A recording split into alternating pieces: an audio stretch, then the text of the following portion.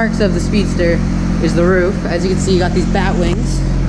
When this opens up here, you just pull that up. And then you see all the really nice carbon.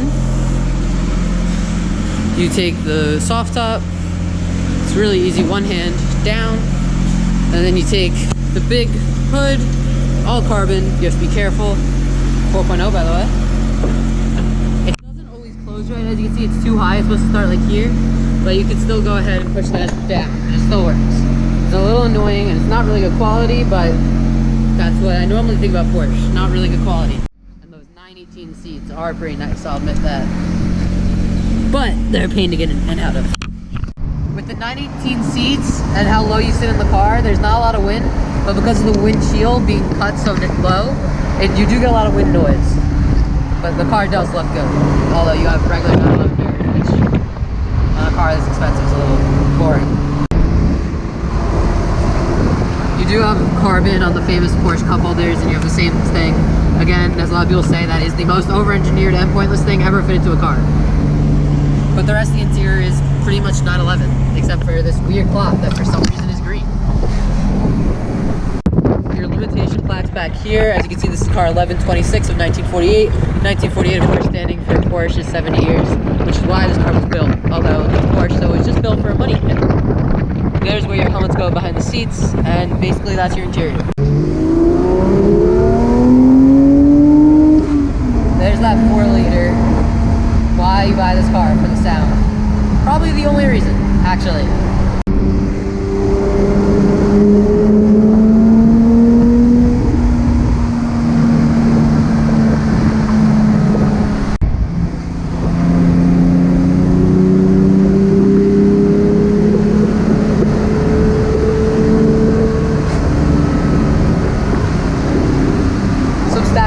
The 991.2 Speedster has 502 horsepower. It has the individual throttle bodies of the racing 911s, and that's kind of it. But it does have particulate filters on it. The cars in the US do not, however, because they do not require it, but they put baffles to make it sound like the European cars. That is baffling and the stupidest thing I've ever heard, but that's what Porsche wanted to do. Still, with the open top, it's probably still the best sounding GT car they've ever built. The gears are pretty short on this car.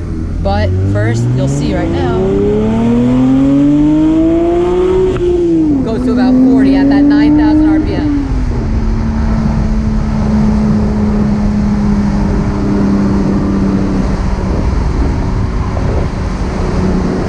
Obviously, being an 911, you have that short front end due to the rear engine. Basically, a lot of this car is just 911, but the engine is not. And neither is the transmission. This is a 6-speed instead of the 7-speed that you normally get in 911s. The Speedster was made for roads like this, tight roads, coastal roads. That's what Andreas wanted. And the sound's pretty mesmerizing, I'll give it that.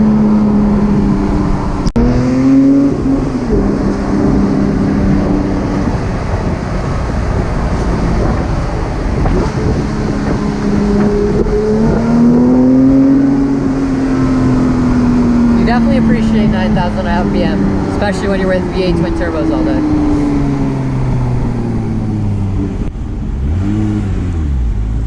As you can hear there, it has the auto blip. Basically, you have perfect downshifts every time. You can turn that on and off, however, as you can see down here. Basically not a lot of buttons. Why there's spare buttons, I have no idea, because there's no options for anything on there, but Porsche can do what Porsche wants to do, I guess. This car has the CCX option for the stitching, which was ridiculously overpriced, as everything else is with Porsche.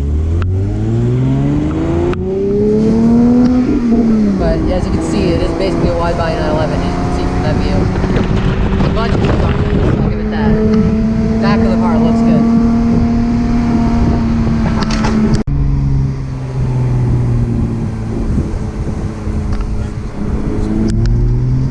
The most important button to always have activated in this car is the binoculars right here, but they're not actually binoculars, obviously, it's the exhaust. It makes a pretty big difference opening those valves, as you can probably tell.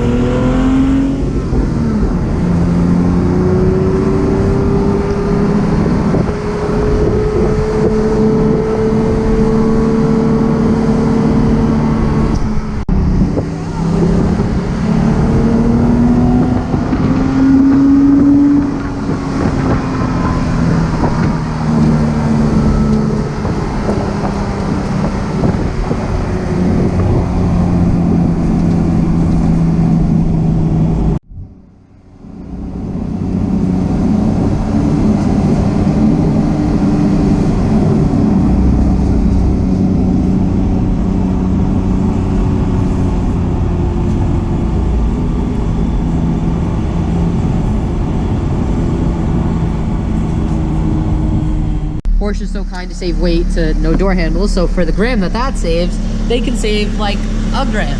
So yeah, they are really nice with that. And then to put the roof back on, you see this is actually where it's supposed to close much slower than you saw it earlier. You pull it up, once again, you admire the carbon, because this is one thing I'll give Porsche credit for. They did a good job with this, and the hood. And then you get the soft top right out of here. And this is gonna be hard to do with the camera in my hand. So I'm gonna put you down for a second.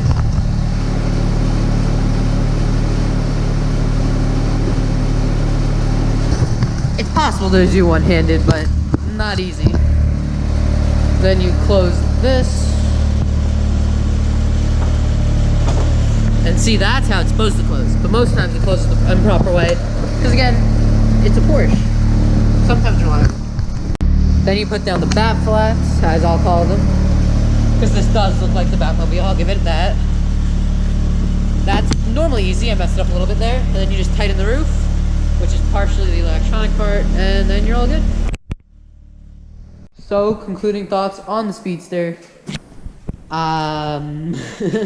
It sounds great. You got a nice manual. The back of the car looks great. This particular car is basically the Batmobile. Few things. GT3s are known for catching on fire. This constantly smells like fire. Don't know why. I trust the car. I'm just saying it does. That's kind of concerning when you have a car like this. The sticker of this car was $302. This car stickered at $339. If it was my decision, this car would be taken any day of the week. Same with the Ford over there, which will probably be a video coming up soon. But this does sound great. If you have a bunch of cars, I do think you could add it, but you have to really love Porsche. I don't, but that's me. If you guys love Porsches, it's all you. These right here, you can probably see the indentation of the rollover bars, which, I mean, if you roll over, obviously it's going to destroy the bodywork, but you're probably not worried about considering you just rolled over. This is literally, can you hear that or see that? This is just like, I don't even know what that is, but that is the cheapest thing in the world. But it actually doesn't get a lot of wind noise with the roof on, which is, I'll give Porsche that, that's impressive. You do have some cooling and everything. I don't know. It's a 911 with a body kit. It's a GT3 convertible. Problem is the GT3 is 130. This is 302. The difference between those two numbers are astronomical. I mean, they really are. This is a very nice car, but my seal of approval is that it's $100,000 overpriced. And that is why we have to talk about the most important thing. This car has not gone up in value.